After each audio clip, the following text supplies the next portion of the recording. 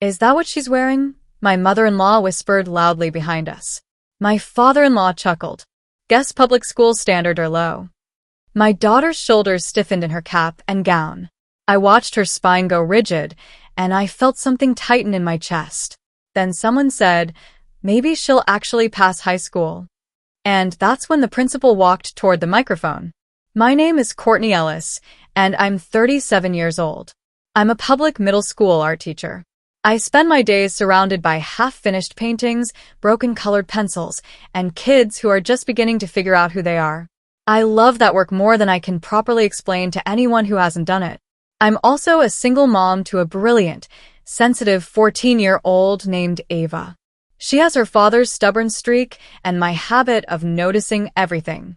She draws constantly, fills notebooks with sketches, and reads books that are 2 grade levels above where she's supposed to be.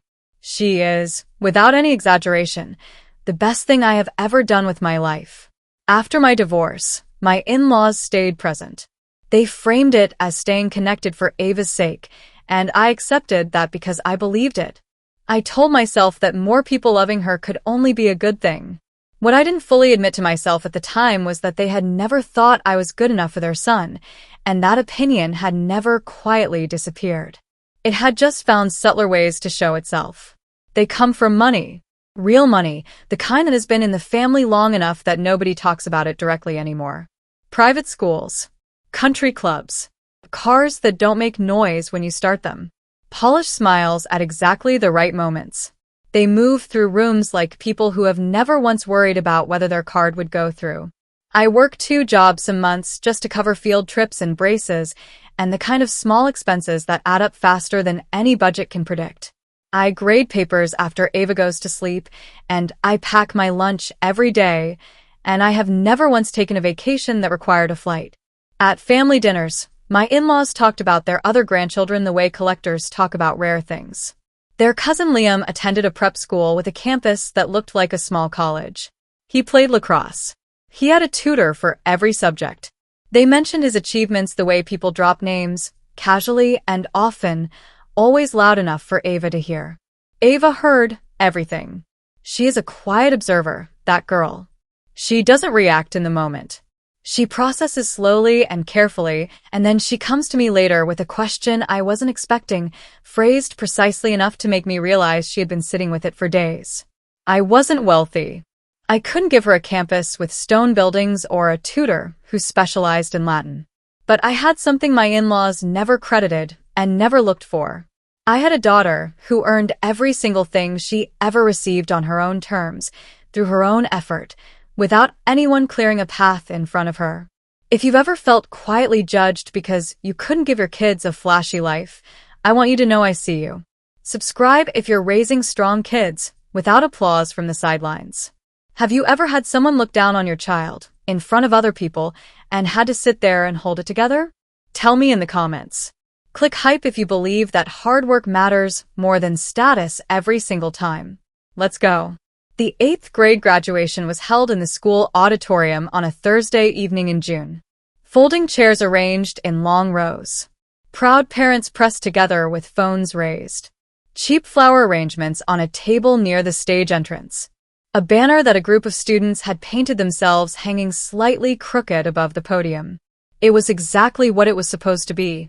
Warm and real and full of people who had driven across town after work to watch their kids walk across a stage. Ava had been nervous all week. She checked her gown twice the morning of the ceremony and asked me 3 times if her cap was straight. She had worked hard that year, harder than I had told her she needed to, and she knew that the honors recognition called for more than just attendance. She had earned her place in that line, and she knew it. She walked into that auditorium with the careful, contained excitement of someone trying very hard not to show how much something means to them. My in-laws arrived 12 minutes late and overdressed in a way that managed to communicate, without a single word, that they considered the occasion beneath their usual standard. My mother-in-law looked at the decorations when she sat down and said quietly, but not quietly enough, "This looks modest." My father-in-law surveyed the room and nodded slowly. "I've seen better setups at church raffles." I kept my eyes on the stage. When the general promotion began and Ava's name was called, they applauded. Politely. The kind of applause that communicates obligation rather than celebration. 2 measured claps and then stillness. My mother-in-law leaned toward the woman beside her, a person she had never met, and began talking about Liam's graduation ceremony at his academy. She described the scholarships they had announced, the speaker they had brought in, the quality of the reception afterward. Her voice carried, without effort in the way that voices do, when the speaker has never learned to consider the space around them. Well, at Liam's ceremony they gave real scholarships, she said. A few parents in the row ahead of us turned around. Ava's face went pink. I watched it happen from 2 seats away, and I felt something move through me that I kept very carefully contained behind a neutral expression. Then my mother-in-law laughed softly and said it. The thing she said as if it were generous. As if it were kind. At least she made it. We were worried. Ava blinked. Once. Twice. She was looking straight ahead at the stage, and her jaw was set in the way it gets when she is deciding not to cry in public. I know that jaw. I have seen it since she was 4 years old. I reached over and put my hand over hers. Just as the academic awards portion was about to begin, Principal Dr. Ramirez stepped up to the microphone unexpectedly and cleared his throat. The room settled. Before we continue, he said, I'd like to take a moment to recognize someone very special. My in-laws spent the rest of the ceremony comparing Ava to her cousin in whispered conversations that were never quite whispered enough. Real opportunities. Better environments. Stronger foundations. The words floated over 2 rows of folding chairs and landed exactly where they were always going to land. Ava went quiet in the way she goes quiet when she is deciding to disappear inside herself rather than give anyone the satisfaction of seeing her react. She sat up straight and kept her face forward, and I watched her shrink without moving a single inch. After the ceremony, when the lights came up and families began moving toward each other in the aisles, my mother-in-law walked directly to Ava. She cupped her hands around Ava's face briefly, the gesture almost maternal, and then said in a tone that was calibrated to sound encouraging, High school is going to be much harder, sweetheart. You'll need to work twice as hard as some kids. The pause before the word some carried everything she actually meant. Ava looked up at her and smiled the smile she has learned to produce on demand for exactly these moments. I know, she said simply. My mother-in-law nodded, as if something had been confirmed. Then my father-in-law pulled me aside near the exit doors while the crowd moved around us. He started with a compliment about the ceremony being sweet, and then transitioned smoothly into a suggestion that had clearly been prepared in advance. He thought it might be worth considering a transfer for Ava. A better school, more structure, higher expectations. He knew people who could help with the application. The offer would come with conditions. He said them carefully, framed as practicalities. If Ava were going to attend a school on their side of the city, it would make more sense for her to be closer, to stay with them during the school week. He called it providing structure. He framed it as generosity. I understood exactly what it was. I thanked him for his concern and told him I would think about it. I wouldn't think about it, but I have learned that some conversations require an exit rather than an argument. I found Ava by the water fountain near the hallway. She was holding her rolled certificate with both hands and looking at the floor. I touched her shoulder, and we walked to the car without saying much. When the doors closed and the parking lot noise faded behind the glass, she turned to look at me. Her voice was small in a way it rarely is anymore. Mom, am I not as good as them? I turned in my seat to face her fully. I held her question for a moment before I answered, because it deserved more than a quick reassurance. I told her that today was about her effort, her work, her choices, none of which had anything to do with their approval or their measurements or the standards they use to evaluate grandchildren like items in a comparison chart. She nodded, but I could see the question still sitting behind her eyes. That question changed something in me that evening. Not dramatically, not with anger, just quietly and completely, the way a decision settles in when you finally stop negotiating with yourself about it. What they didn't know was that I had been having private meetings with Dr. Ramirez since October. Ava had been selected earlier that school year to participate in a regional academic and arts initiative, a competitive statewide program that required a formal nomination, a portfolio submission, and multiple rounds of evaluation. Dr. Ramirez had nominated her himself after watching her work in the art room during lunch periods for 3 months. He had seen something in her that I had always known was there but had sometimes struggled to prove to people who only wanted to see credentials and test scores. I had been sworn to keep the program details quiet until the official announcement. There was a surprise built into the evening's program that almost nobody in that auditorium was expecting. The timing had felt abstract when Dr. Ramirez and I first discussed it in his office back in February. Sitting in those folding chairs, watching my in-laws whisper comparisons into the warm auditorium air, it felt like something else entirely. Dr. Ramirez had worked with Ava directly through the initiative for most of the school year. He met with her twice a month, reviewed her project development, pushed her thinking in ways that went beyond anything covered in the standard curriculum. He had told me once, in his office with the door closed and a coffee going cold on his desk, "Your daughter doesn't just meet standards, Courtney. She raises them." He was not a man who said things he didn't mean. My in-laws sat in their folding chairs checking their watches as the ceremony continued, visibly calculating how much longer they were required to remain present before the obligation expired. They spoke to each other in low voices. They had already decided what this evening was. I sat quietly beside Ava and held her hand a little tighter than I needed to. Dr. Ramirez caught my eye once from the stage. He gave a small, almost imperceptible nod. I exhaled slowly and looked straight ahead. The room quieted as he stepped back to the microphone. "There is one student tonight," Dr. Ramirez said, his voice filling the auditorium without effort, "whose growth has inspired every single member of this staff." Ava looked up from her lap. She glanced sideways at me with an expression that asked a question she didn't have words for yet. I kept my face calm and squeezed her hand once. He began listing the achievements slowly, giving each one its own space to land. Highest academic improvement ranking in the entire 8th grade class.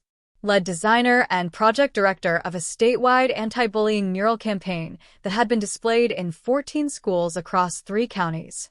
And then the last one, delivered without any special theatrical build, just stated clearly and directly as a fact that had been earned and therefore required no decoration. Recipient of a full academic scholarship to a prestigious magnet high school program beginning in the fall. The sound that moved through the auditorium was immediate and layered. Gasps first, then a ripple of murmuring, then applause building from the teachers seated along the side wall before it spread through the entire room. I felt my mother-in-law go completely still beside me. Not the polite stillness of someone being attentive. The frozen stillness of someone who has just had the ground shift beneath them. Dr. Ramirez's voice came through the speakers clear and steady. "This student showed us all that potential isn't about where you come from. It's about what you choose to build." He paused once. "Ava Ellis, please join me on stage." Ava turned to look at me. Her eyes were wide and her mouth was slightly open, and for one long second, she was still the 4-year-old who used to climb into my bed during thunderstorms. Then she stood up and walked toward the stage with her cap slightly crooked and her certificate still in her hands, and the entire teaching staff on their feet. The standing ovation moved through the room like something physical. Dr. Ramirez shook her hand at the podium and then leaned toward the microphone one more time. "I also want to thank her mother, who never stopped advocating for this young woman's potential, even when others weren't paying attention." The cameras flashed. Ava stood in the light on that stage and smiled the real smile, not the practiced one she produces for people who don't deserve it, but the open, unguarded one that I haven't seen enough of lately. I pressed my hand against my mouth and breathed through my nose, and kept it together by approximately 4 seconds. The scholarship announcement included a summer leadership program attached to the magnet school placement. A competitive selection. Limited spots nationally. Their other grandchild had applied. He had not qualified. My father-in-law sat very still for a long moment. Then he said quietly, more to himself than to anyone, "We didn't know." I turned and looked at him calmly. "You never ask." Ava beamed through every photograph that followed. She stood straight and tall in her cap and gown, and she held her scholarship certificate with both hands, and she looked directly into every camera with the expression of someone who has just been told, in front of everyone, that they were right about themselves all along. My in-laws offered their congratulations. They were awkward and slightly too loud, the way people are when they are covering discomfort with performance. My mother-in-law hugged Ava and said something about always believing in her. I let that go without comment. I had a separate conversation with both of them before we left the building. I kept it brief, and I kept my voice level. I told them clearly that the comparisons were finished. The undermining comments were finished. If they wanted to remain in Ava's life in any meaningful way, they would engage with the child who was actually standing in front of them rather than measuring her against a standard she had never agreed to be judged by. I did not ask for a response. I didn't need one. Ava chose the magnet school. She would commute with me every morning and come home every evening and sleep in her own bed and eat breakfast in our kitchen and continue being raised by the person who had always known exactly who she was. On the drive home, that night the city lights were coming on outside the windows and the radio was playing something neither of us was really listening to. Ava had her certificate on her lap, and she was looking out at the passing streets with a quiet expression I hadn't seen from her in a long time. She turned to me after several minutes of comfortable silence. "Mom," she said, "I guess I am good enough." I smiled, and I kept my eyes on the road. "You always were," I told her. "Every single day. You always were."